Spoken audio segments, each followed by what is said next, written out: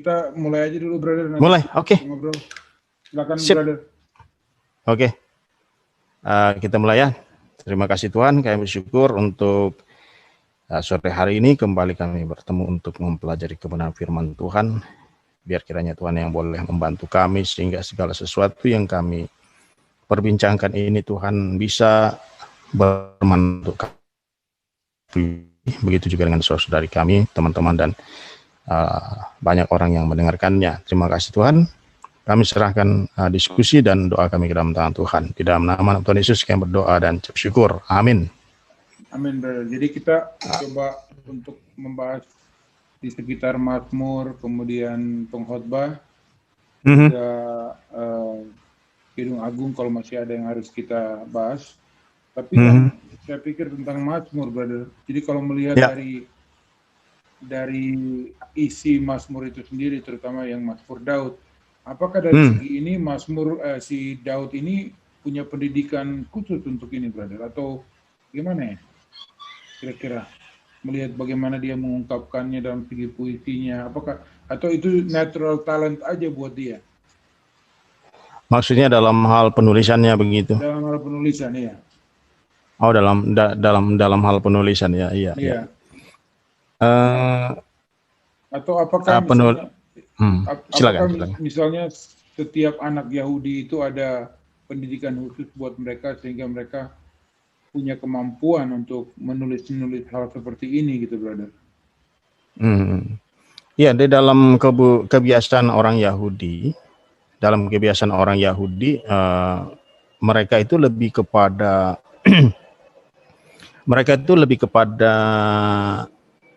on job training seperti itu. Jadi model-model tipe-tipe pelatihannya itu seperti on job training, sehingga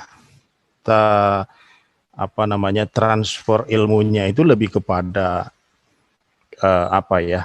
karena bersama-sama seperti itu. Misalnya ada rabi kemudian punya murid-muridnya, nabi punya murid-muridnya.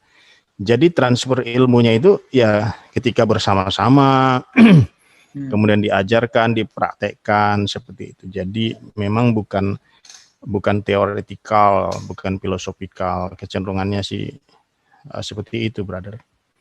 Jadi biasanya murid-murid rabi itu berada di dekat rabi itu ketika seorang rabi mengajarkan, lalu mereka mengulangi, mempraktekkan, dan ya kemudian terjadi satu transfer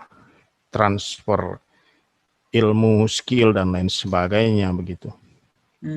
Contohnya bagaimana orang Israel menulis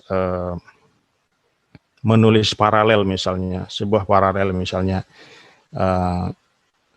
pada baris pertamanya positif, baris kedua negatif yang saling melengkapi seperti itu. Ya, itu sebenarnya menurut para ahli itu mulai dari Musa sudah bentuk seperti itu sudah ada, bentuk XY seperti itu, seperti halnya di dalam Amsal gitu kan. Orang baik seperti ini, orang yang takut Tuhan seperti ini, orang fasik seperti ini gitu. Jadi memang sudah turun temurun begitu, brother Pierre. Iya. Jadi tidak ada suatu analisis gitu sehingga memunculkan sesuatu yang baru gitu kan, satu terobosan. Jadi ini lebih kepada ya sifatnya turun temurun gitu. Ya mungkin tentu ada pengembangan gitu, tapi tidak ada sesuatu seperti misalnya di dalam dunia modern seperti sekarang ini membuat sesuatu baru sebagai ya. Tapi biar bagaimanapun kan artinya ada satu pendidikan khusus sebenarnya dari turun temurun. Saya misalnya melihat taruhlah dari di mana brother Naik berasal, orang Sumatera ya. Artinya ada suatu kayak generasi pendidikannya itu di dalam keluarga tuh jelas. Maksudnya adabnya, apanya itu, sehingga mungkin kemampuan bicara juga, kemampuan mengungkapkan akan ini. Jadi seperti itu saya pikir tentang orang-orang Yahudi yang Yang dulu Benar, juga, benar, brother. benar. Jadi memang mereka seperti yang saya katakan tadi, bahwa mereka itu memang cara transfer ilmu dan skillnya itu seperti dengan metode seperti on job training gitu, on the job training. Bukan mereka seperti pergi sekolah menulis dan lain sebagainya, mungkin nggak seperti itu gitu ya. Tidak seperti ala Yunani atau ya ala Aristoteles atau ala modern seperti sekarang ini, begitu. Ya, tapi Ya seperti halnya Daud misalnya belajar main kecapi gitu ya. Nah kita percaya ini juga sesuatu yang dia pelajari mungkin dari seniornya atau ayahnya atau sebelumnya siapa gitu. Ya seperti itu kira-kira. Jadi pelatihannya transfer ilmu seperti itu, brother. Iya. Tapi kan kalau nggak salah di Kitab Raja-Raja juga kan Daud bahkan membentuk tim penyanyi dan segala macam itu mungkin sebelumnya juga sudah ada, atau ini hal yang baru dibuat oleh Daud? Atau sebelumnya untuk yang bait Allah, ketika dia men-set up untuk bait Allah itu,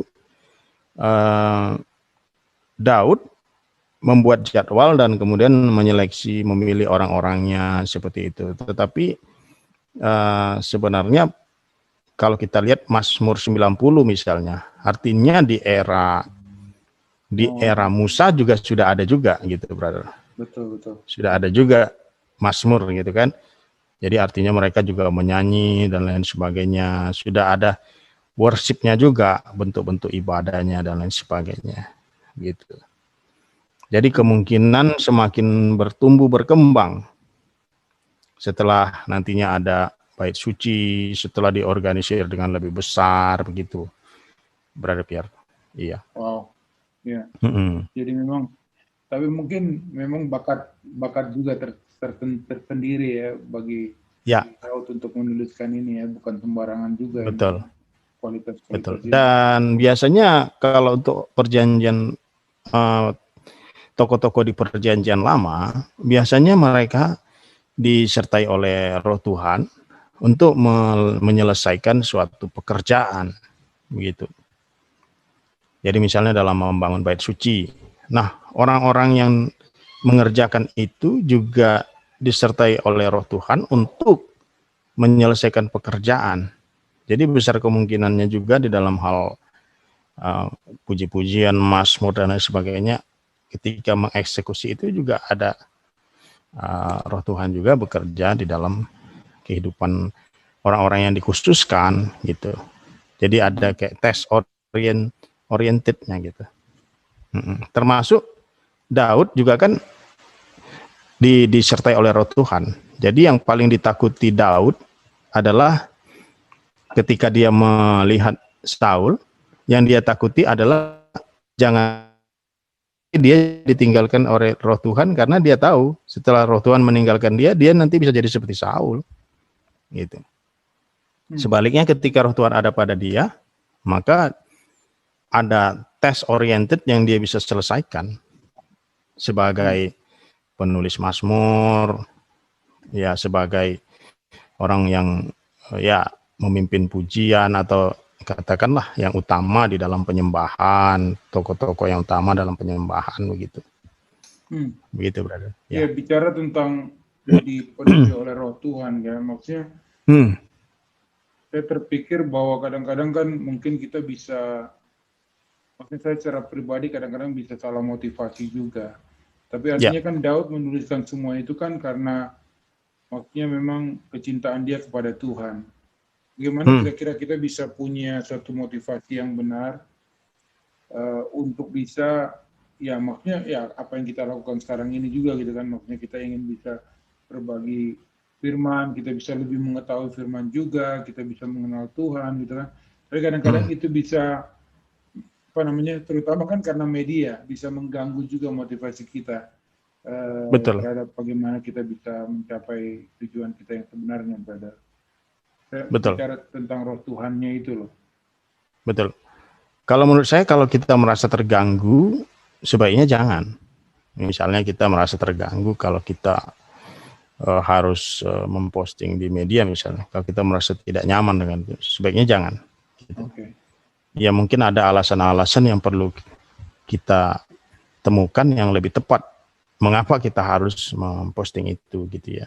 Oke. Kalau misalnya, oh tujuan saya ini memang saya ingin membantu, tujuan saya ingin memang berbagi begitu. Mungkin ini bisa. Tetapi ketika kita mungkin ada tujuan-tujuan yang lain atau mungkin kurang jelas, sebaiknya jangan gitu sih. Kalau menurut saya sih. Begitu, Brother Pierre. Jadi kalau kita sudah yakin, oh ini memang saya mau bantu, saya mau berbagi, saya pengen orang lain bisa diberkati dengan ini, ya kalau kita sudah yakin dengan itu, ya kita go ahead gitu kan, Brother Pierre ya. Gitu. Tapi kalau kita nggak yakin, menurut saya sih jangan.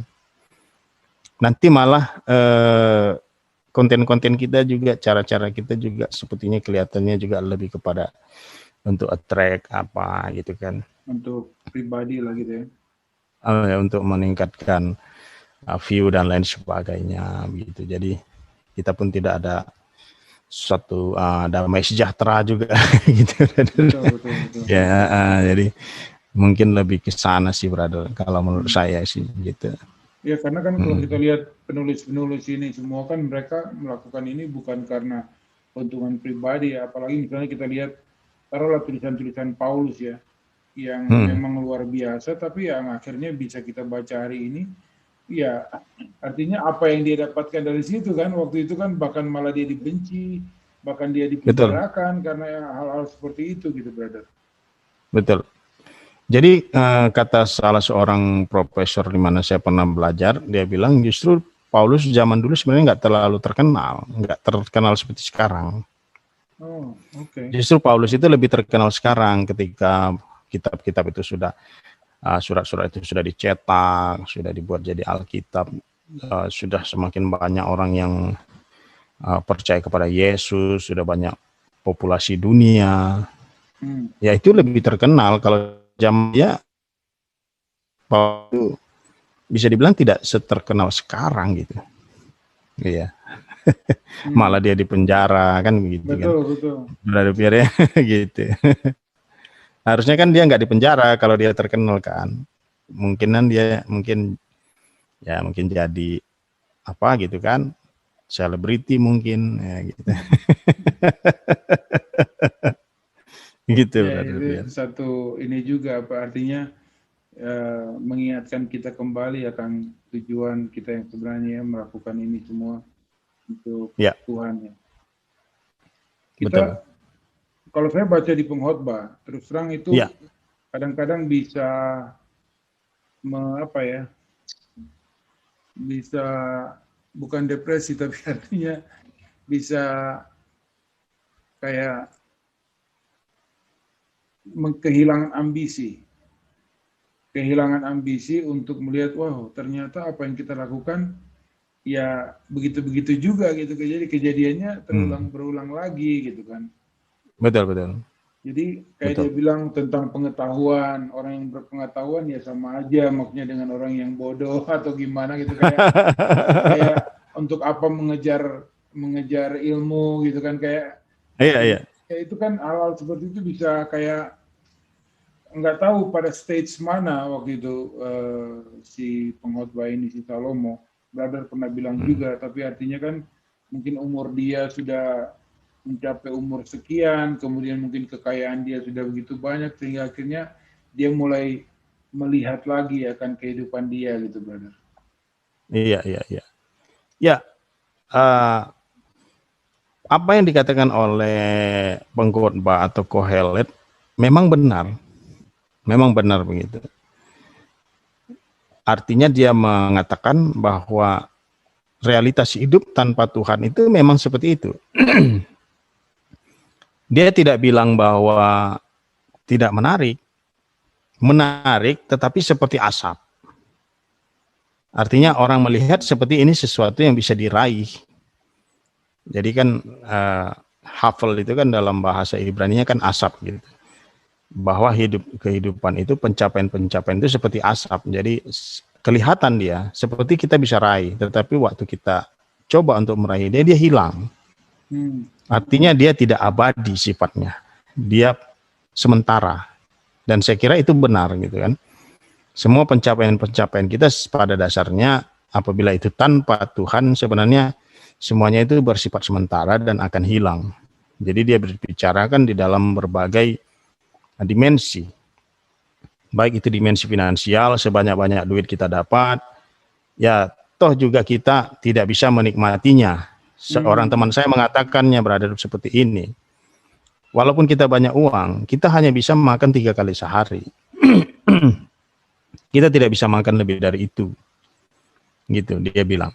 Kita hanya bisa makan 1 piring. Tidak lantas ketika kita punya banyak uang, makanan kita makan bisa 100 piring gitu. Betul, satu hari. Betul. Ya, kita juga tidur hanya 8 jam. Gitu. Artinya ya itu tadi, bahwa realitas hidup ya seperti itu, sepertinya kita bisa raih. Tetapi sebenarnya semuanya itu bersifat sementara. Bersifat sementara. Jadi dalam hal melihat realitas hidup, Kohelet itu benar. Hanya saja dia baru itu sebabnya dibutuhkan hikmat dari orang bijak kedua yang mengatakan bahwa halo brother, sorry tadi yang sebelumnya kepotong. Ya, jadi iya, jadi apa yang dikatakan Kohelet itu benar, bahwa hidup itu sementara, pencapaian-pencapaian itu bersifat sementara, ketika kita meraih dia hilang. Iya. Gitu. Jadi dia sangat cermat melihat kehidupan itu seperti itu. Tetapi dia baru mengatakan sebagian, belum mengatakan lengkap gitu, karena dia hanya melihat dari sisi kehidupan tanpa Tuhan. Wow. Kemudian orang bijak kedua mengatakan, ya kita harus takut kepada Tuhan, begitu. Kita wajib takut kepada Tuhan. Orang bijak kedua berbicara tentang hal-hal yang lebih besar dari itu, lebih kekal sifatnya, gitu. Berbicara tentang hal-hal yang lebih daripada itu. Jadi bukan hanya melakukan pencapaian-pencapaian di dunia gitu kan, tetapi ya bagaimana supaya hidup kita ini lebih berarti, lebih mempunyai tujuan gitu. Karena kan dari awal ketika Tuhan menciptakan manusia sebenarnya kan udah ada tujuan sebenarnya. Ada tujuan Tuhan. Nah, itulah seharusnya kita ikuti, itulah yang seharusnya kita lakukan. Jadi mengikuti tujuan-tujuan Tuhan, mencapai tujuan-tujuan Tuhan. Apa? Untuk memuliakan Tuhan, gitu. Takut kepada Tuhan, merepresentasikan Tuhan, memuliakan Tuhan, kan gitu. Iya, brother. Iya, jadi ada 2 orang bijak di dalam kitab pengkhotbah itu. Ya, jadi Kohelet dan orang bijak kedua itu saling melengkapi. Gitu. Ya, ini juga mengajarkan saya secara pribadi bahwa maksudnya kita nggak bisa membaca Alkitab itu dalam maksudnya kayak setengah-setengah gitu. Terus misalnya kayak buku pengkhotbah ini salah satu contoh, kita harus baca sampai habis. Iya. Kita mengerti gitu kan. Kalau cuma bisa sia-siaan belaka, stres lah. Iya benar, brother. Benar. Gitu. Iya betul. Ya, seperti para sarjana teolog mengatakan, para pakar teologi mengatakan bahwa di dalam studi kita terhadap Alkitab kita nggak boleh bersifat atomistik. Atomistik itu kita membahas itu sekecil-kecilnya, tetapi lupa melihat gambaran besarnya, konteksnya secara keseluruhan itu apa. Jadi kita harus tahu juga konteks secara keseluruhan, dan ketika kita mempelajari satu hal, dia tidak boleh terlepas dari konteks besarnya itu. Gitu. Jadi dia nggak boleh keluar atau terlepas dari tema besarnya, kebenaran yang besarnya, konteks besarnya, dia nggak bisa. Kira-kira berbeda dengan itu. Bagaimana kita berbicara dengan seseorang yang mungkin suatu tulisan atau ayat di dalam Alkitab memang jelas ya ada kebenarannya, tapi pokoknya maksudnya dia bilang pokoknya ayat ini mengatakan ini, pokoknya gue nggak mau tahu, ini yang gue percaya gitu. Tapi sebenarnya secara gambaran keseluruhannya masih bisa bertolak belakang. Bukan bertolak belakang sekali, tapi masih bisa lebih luas sebenarnya cara kita melihatnya. Ya, itu yang saya maksudkan tadi, cara berpikir yang atomistik gitu. Atomistik itu seolah-olah sesuatu hal yang kecil ini bisa berbeda dan terpisah daripada konteks besarnya, daripada kebenaran secara keseluruhannya gitu. Nah, makanya kebenaran-kebenaran yang ada di dalam setiap tulisan-tulisan di dalam Alkitab itu tidak boleh lari, tidak boleh keluar di dalam dari konteks besarnya, dari kebenaran, dari gambaran besarnya gitu. Dia itu merupakan satu kesatuan, satu hal yang koheren gitu, tidak bertolak belakang satu sama lain gitu, Brother Pierre. Iya. Makanya penting bagi kita untuk mendapat gambaran besarnya gitu kan. Kemudian konteks besarnya seperti apa gitu. Tema besarnya seperti apa gitu. Contohnya ketika kita membaca Alkitab, ya salah satu tema yang paling penting kita mengerti adalah tentang penebusan. Penebusan Tuhan melalui Yesus Kristus gitu. Keselamatan yang dianugerahkan oleh Tuhan melalui Yesus Kristus. Nah, seperti itu. Jadi ini nggak boleh tema-tema atau topik-topik atau kebenaran-kebenaran lain tidak boleh bertolak belakang dengan ini. Gitu. Jadi dia nggak boleh berdiri sendiri kemudian tidak berkesesuaian dengan ini gitu, Brother Pierre. Gitu. Iya. Jadi ya harus ada gambaran besarnya gitu, konteks besarnya gitu. Ya, taruhlah misalnya tentang keselamatan yang kita bicara tentang misalnya yang sering menjadi perdebatan itu adalah iman dan tindakan gitu, perbuatan. Ya ini kan selalu kan menjadi satu hal yang bertolak belakang juga kan artinya. Tapi secara keseluruhannya yang tadi kita kembali bahwa keselamatan kita itu dari Yesus gitu kan. Betul. Jadi ketika kita mengumpulkan seluruh ayat-ayat, tulisan-tulisan teks yang ada, kemudian kita kemungkinan memang akan ada berhadapan dengan sesuatu yang sepertinya bertolak belakang. Tetapi kita harus melihat apa ini kebenaran secara keseluruhannya apa, gambaran besarnya, konteks besarnya apa gitu. Nah, kita akan tahu bahwa keselamatan itu adalah anugerah Tuhan gitu. Jadi meskipun ada ayat yang mengatakan sepertinya kita ini perlu melakukan sesuatu, katakanlah di Filipi dikatakan kerjakanlah keselamatanmu. Nah, apakah ini bertolak belakang? Gitu. Kalau ini bertolak belakang, maka Alkitab tidak koheren. Mungkinkah Alkitab tidak koheren gitu? Padahal Roh Kudus bekerja di dalam pelayanan para rasul gitu kan? Itu dikatakan dalam kitab Kisah Para Rasul. Jadi bukannya berarti bahwa keselamatan itu adalah karena usaha kita, tetapi yang benar adalah bahwa anugerah Tuhan yang mengerjakan di dalam kehidupan orang percaya, begitu. Tetap Tuhan itu yang mengerjakan di atas segala sesuatunya. Bahkan dikatakan di Efesus dia yang memilih bahkan sebelum dunia dijadikan gitu. Itu perbedaan kita dengan open theism. Open itu ya ada pilihan bebas manusia sampai Tuhan pun nggak tahu apa yang akan dipilih oleh manusia itu. Nah, itu open theism. Jadi saking bebasnya diberikan oleh Tuhan, saking bebasnya kita memilih diberikan oleh Tuhan, sampai Tuhan nggak tahu kita akan memilih apa. Wow.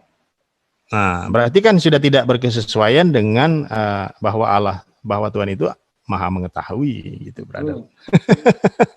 Wow. Jadi Ada satu prinsip-prinsip dasar yang harus kita memang pegang, artinya sesuai.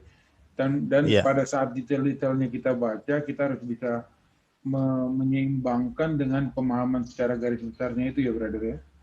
iya, benar. Jadi tetap ada garis besarnya apa, gitu. Secara keseluruhan kebenarannya apa, dan yang lain-lain itu tidak bertentangan, gitu. Tidak bertentangan. Iya, brother. Kita kembali ke pengkhotbah ini. Ya. Jadi keselamatan, saya mau coba menghubungkan ini karena kesementaraannya dunia ini. Artinya karena memang sia-sianya. Jadi dunia yang sekarang ini kan artinya kita akan pergi ya dari dunia ini. Akhirnya karena konsep itulah artinya keselamatan itu datang untuk menyelamatkan kita dari kebinasaan yang akhirnya nanti kita akan punya eternal life itu, brother. Saya pikir artinya dari pengkhotbah ini menyadarkan kita bahwa memang dunia ini sementara, tetapi karena pada akhirnya kita punya penyelamat yang akan membawa kita nanti ke surga kan. Artinya keselamatan itu bukan untuk di dunia ini, brother. Keselamatan yang Yesus bawa gitu untuk kita. Bukan untuk dunia ini, maksudnya tapi untuk nanti kita kan setelah mendapatkan kehidupan yang kekal. Betul.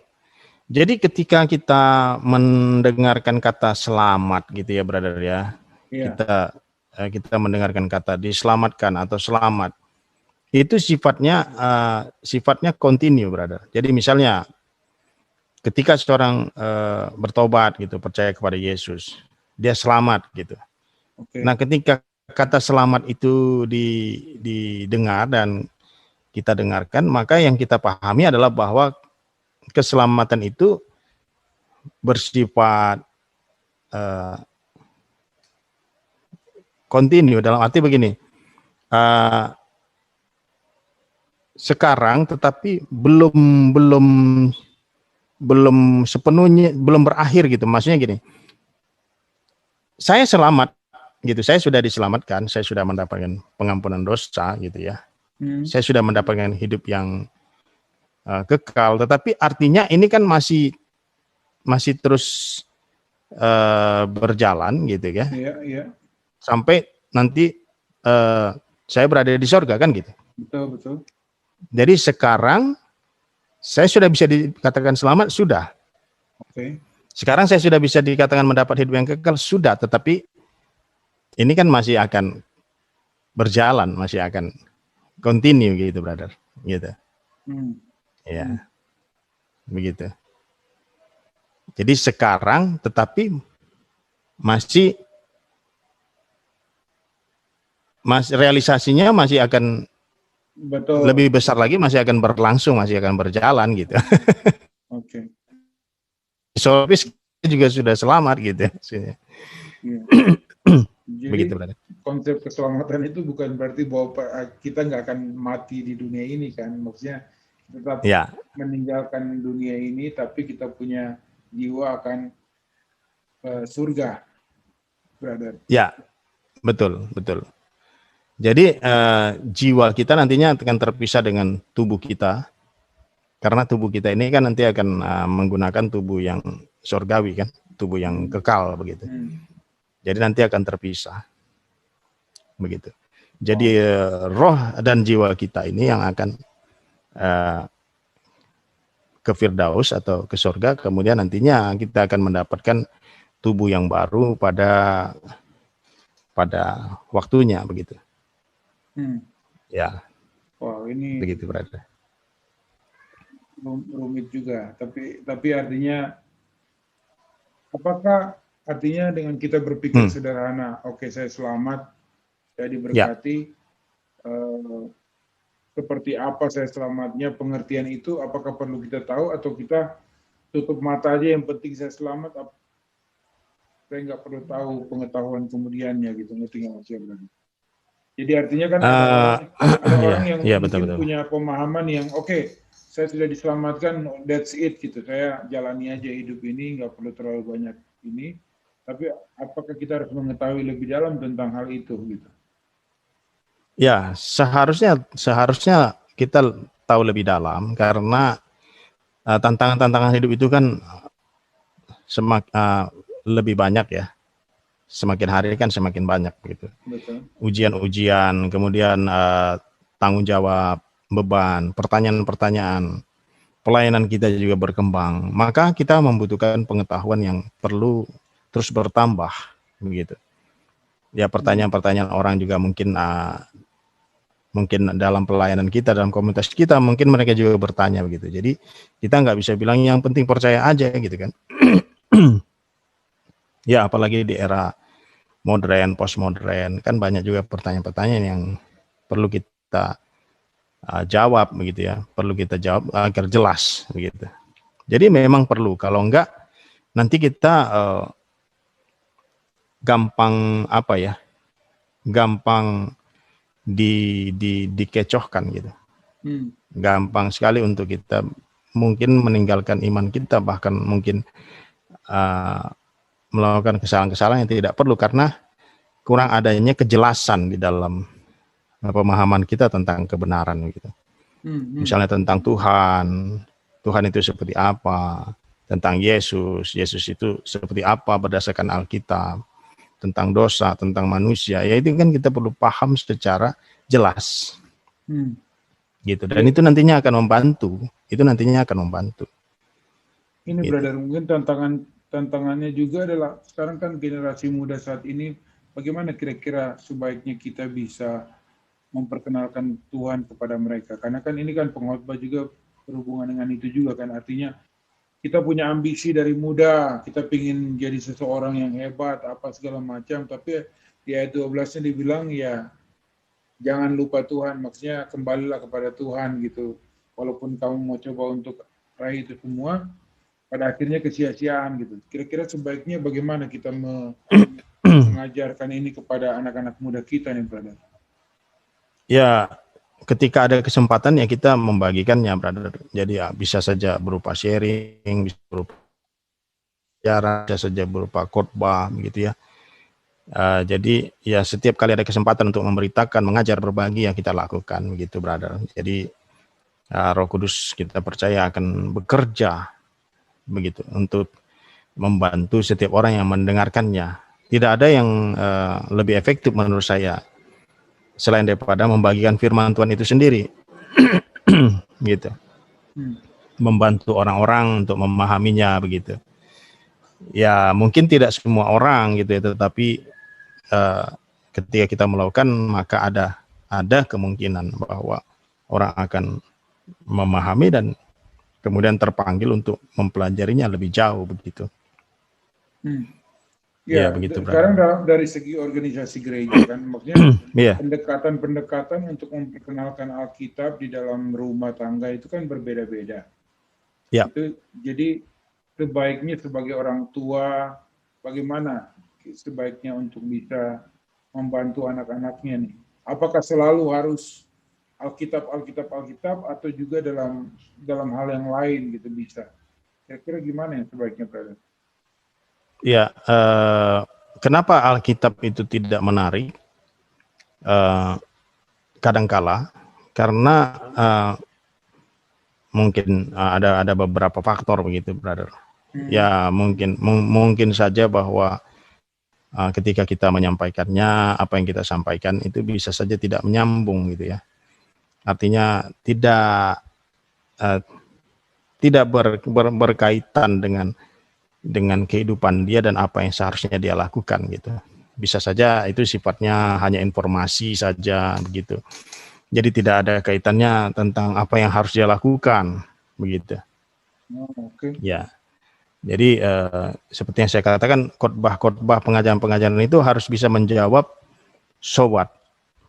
Saya sudah dengar so what. Lantas apa? Saya harus bagaimana gitu. Jadi harus bisa menjawab juga pertanyaan-pertanyaan so what ini. Jadi bukan hanya ya kita hanya memberikan informasi-informasi, tapi kita juga harus bisa menjawab setelah kita mengatakan semua ini, ya Ya kamu harus begini, kamu perlu begini, kamu perlu bertobat, kamu perlu melakukan ini gitu. Jadi ada jawaban yang bisa dikatakan cukup praktis gitu untuk mereka gitu. Ya walaupun tidak, jadi bukan juga hanya praktis saja tanpa ada informasi-informasi pesan-pesan teologisnya gitu juga. Gitu, ya. Begitu, brother. Iya. Yang saya lakukan untuk keluarga saya misalnya, ya kami ngobrol aja gitu. Jadi kita perlu mengerti bahwa mengajar Alkitab itu bukan hanya menyebut ayat-ayat gitu ya, tapi bagaimana mensosialisasikan nilai-nilai Alkitabiah ke dalam komunitas gitu. Jadi kita mensosialisasikan nilai-nilai itu ke dalam komunitas, bisa melalui teladan kita dalam perkataan-perkataan kita, cara kehidupan kita. Ya, walau itu bukan hanya itu saja gitu. Tetap memang harus mengatakan Alkitab, tapi juga jangan Alkitab saja. Tapi tidak ada demonstrasinya gitu kan. Tidak ada dari cara hidupnya juga kita tidak sampaikan. Jadi kan ada logos, ada etos, ada logos itu mungkin lebih kepada pemahamannya secara intelektualnya gitu kan. Itu pesan-pesan teologisnya. Tetapi etos dan patos ini berkaitan dengan bagaimana emosi kita sehari-harinya dapat dirasakan ketika kita menyampaikan itu, bagaimana praktik karakter kita bagaimana itu. Jadi harus dari berbagai angle dia. Jadi bukan hanya logosnya, tetapi juga etos, tapi juga patos gitu. Iya. Iya, saya Begitu, ada nonton beberapa bukan sekte, semacam yang Mennonite sama yang di Amerika tuh ada satu kelompok Kristen yang menyendiri ya, dari Amis. Di Amerika itu mereka sebenarnya asalnya dari Jerman, tapi mereka datang ke Amerika memisahkan diri dan mereka tidak hidup dengan modern yang lain lah. Tapi mereka diizinkan oleh negara Amerika. Tapi saya temukan satu lagi di Latin Amerika. Mereka namakan dirinya Mennonites. Mereka katanya Mennonite. Pastor Belanda katanya datang ke sana. Dan mereka membentuk komunitas sendiri, brother, yang akhirnya tidak bergabung dengan orang-orang lain, tapi mereka bisa hidup sendiri, mereka bisa bikin semuanya sendiri, baju sendirilah, semuanya sendiri. Bahkan saya kemarin nonton itu ada satu ya, mereka pindah ke Peru dari mereka, dia tadinya di Benice kalau nggak salah, pindah ke Peru untuk memulai komunitas baru di sana. Dan sama, mereka cara berpakaiannya semuanya sama. Saya lagi berpikir mereka nggak hilang, ini sudah ratusan tahun gitu, masih kayak begitu. Dan mereka tidak sekolah, brother. Jadi cuma misalnya belajar dari umur berapa sampai berapa, belajar Alkitab doang. Setelah itu ya hidup survive aja gitu. Saya nggak tahu gimana menurut brother mengenai bukan sekte ya, tapi artinya orang-orang yang memang saya nggak tahu ya, memilih cara hidup yang seperti ini di tengah kehidupan yang modern, dan banyak yang masih ikut sampai sekarang, tapi tentu saja ada juga yang mau kehidupan modern dan mereka keluar dari komunitas itu. Gimana brother melihat ini? Ya, saya teringat satu kelompok di abad terdahulu ya, di abad pertama yang ketika bro tadi cerita itu, saya jadi teringat orang-orang SNS ya. Orang-orang SNS yang pergi ke tempat-tempat yang sepi, yang sunyi begitu ya, yang fokus untuk menyembah Tuhan, berdoa, mempelajari kitab suci, menyalin, mungkin menulis mungkin. dengan kemudian berternak, bertani, dan terpisah daripada keramaian begitu. Jadi saya teringat dengan kelompok itu ya, begitu Brother Pierre.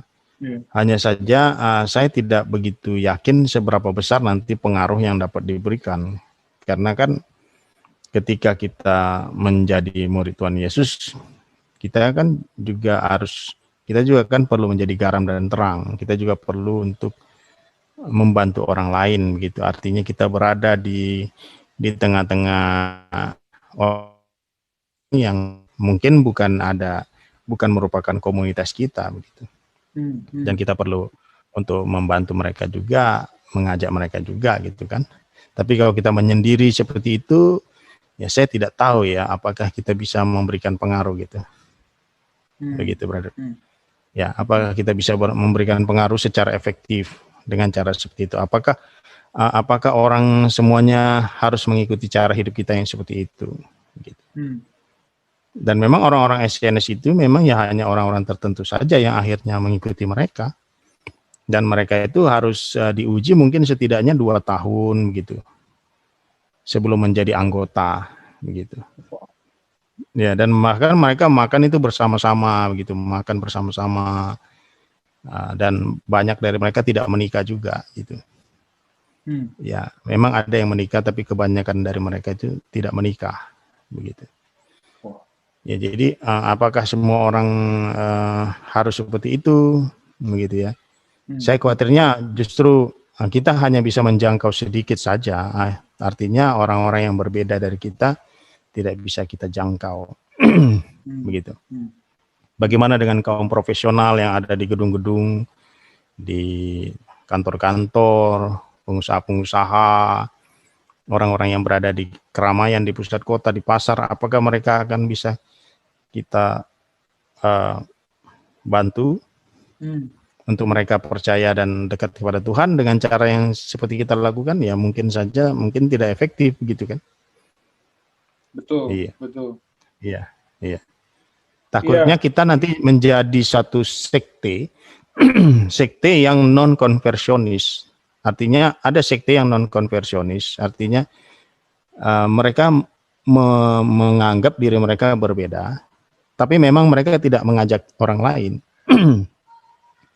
Kalau sekte yang konversionis kan mereka menganggap mereka berbeda, dan mereka satu-satunya yang benar lah begitu, dan mereka mengajak orang untuk masuk ke dalam kelompok mereka. Itu. Jadi ada juga memang sekte yang non konversionis, ya bisa saja dia hanya menyendiri pergi jauh-jauh, dia tidak ada mengajak orang lain juga. Gitu. Dari segi firmannya, brother bisa ini enggak? Itu ada satu secara ininya, bukan, mungkin saya pikir apakah itu satu kehendak Tuhan atau bagaimana kira-kira? Kayaknya kalau dari perkataan Tuhan Yesus, kita lebih aktif, seperti halnya Tuhan Yesus itu kan lebih aktif, dia lebih turun ke lapangan, dia masuk ke dalam komunitas, dia masuk ke dalam komunitas orang berdosa, Matius dan teman-temannya, Zakheus dan teman-temannya. Dia tidak hanya eksklusif sendiri gitu kan, jadi dia tidak hanya asik sendiri dengan murid-muridnya, tapi dia juga menjangkau, membantu, menolong, memberi pengaruh, seperti yang dia katakan, menjadi garam, menjadi terang, dirasakan, dilihat, gitu. Dia juga mengatakan bahwa kita harus menjadi pembawa damai. Jadi bukan hanya relasi kita dengan Tuhan, tapi juga relasi kita dengan sesama. Gitu. Jadi kalau kita mempelajari khotbah di bukit misalnya, khotbah di bukit bagian awal memang banyak berbicara tentang relasi dengan Tuhan. Dia katakan kita haus dan lapar akan kebenaran. Tapi setelahnya itu berbicara tentang menjadi sama.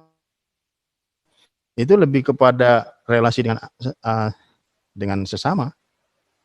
Gitu. Jadi bukan hanya dengan Tuhan saja. Ya, tapi mungkin yang saya pikir karena mereka pergi merantau ke negeri orang, mereka sepertinya takut atau gimana, akhirnya mereka menjadi memperketat diri sendiri, dan mungkin mereka etnis yang berbeda. Jadi ya karena kan yang tadi saya bilang kayak Mennonite sama Amis ini mereka datang dari Jerman, mungkin nggak tahu apa-apa, jadi akhirnya mereka bikin komunitas sendiri di Amerika. Ya.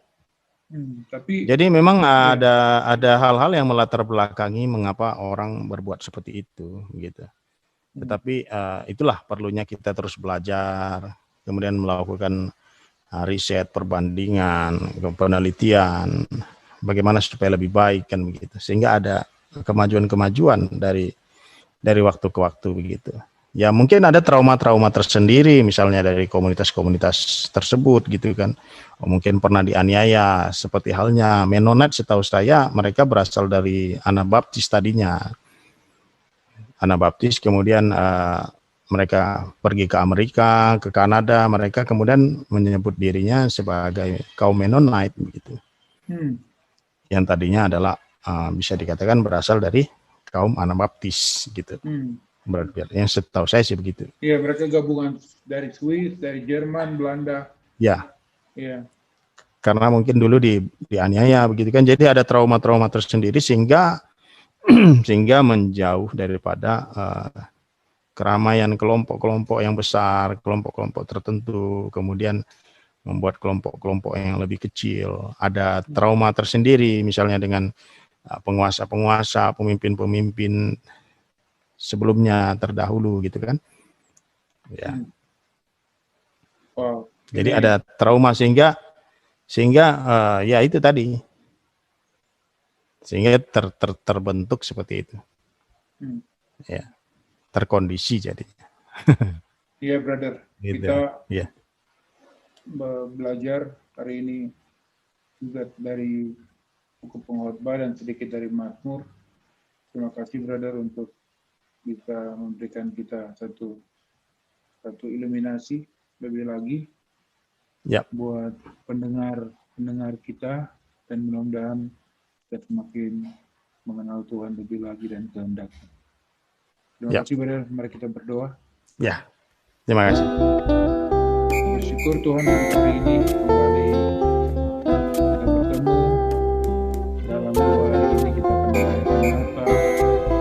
Kita berdoa Tuhan agar kita masing-masing bisa menikmati waktu bersama dengan keluarga, bisa memuji Engkau, kita bisa diberikan Yesus dalam kehidupan kita sehingga kita bisa mengenal Tuhan lebih dalam. Terima kasih untuk hari ini Tuhan, terima kasih untuk Brother Naik, saya bersyukur semuanya. Amin. Thank you, brother. Thank you, brother.